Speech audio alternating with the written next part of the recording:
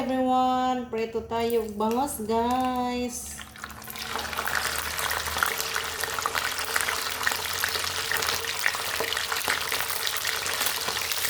So done for today. Bangos lang guys. Preto. Luto na guys. Crispy pretong bangos.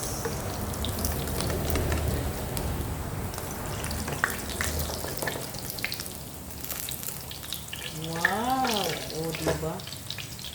Ang sarap pakpakin guys ng bangos.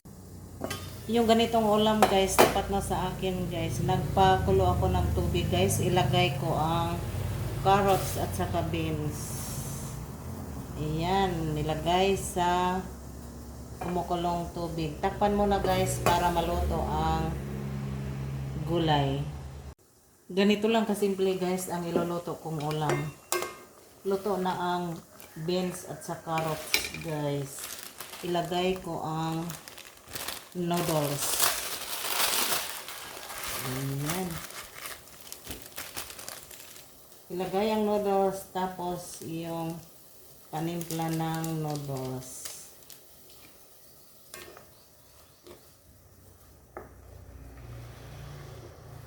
Mabilis lang to guys maluto ang ganitong klase ng ulam guys. Ayan. Tapos lagyan ko ng malunggay guys ang noodles para healthy ang ulam kahit napakasimple. Walang ibang nilalagay guys. Ganyan lang. Mahirap ang panahon guys. Krisis ang panahon.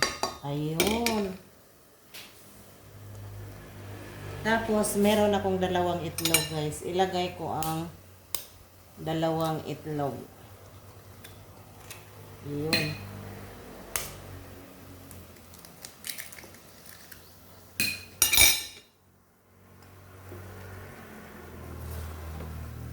Ganito lang kasimple guys ang ulam.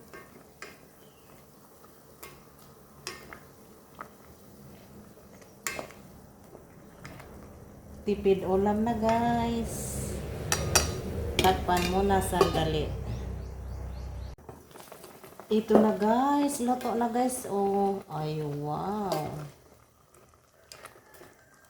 Gulay. Napakasimpleng ulam. Pero masustansya kahit hindi masarap.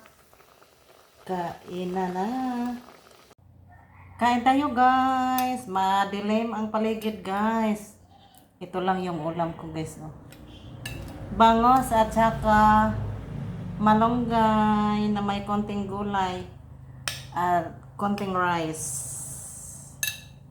Malunggay is life. Napaka-healthy ang malunggay guys.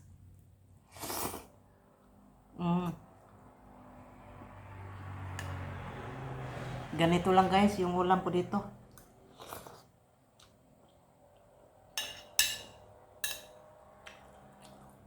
Napakasimple pagkain.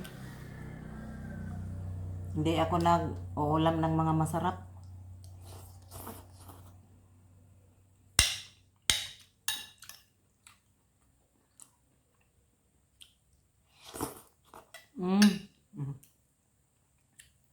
Bangos guys. Masarap tong bangos guys kasi yung nilagay ko sa pagprito medyo sarap lang yung nilagay kong panimpla. Hindi kong nilagyan ng asin. Tapos daming tundan guys. Oh.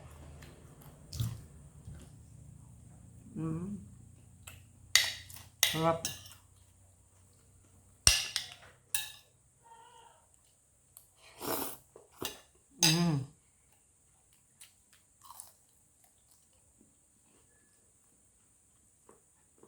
Masarap ang pag may gulay guys. Gulay.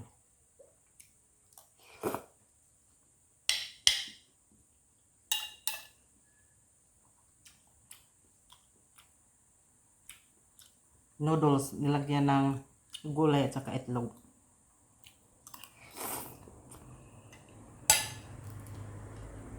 Bangos. Thank you for watching guys. Bye.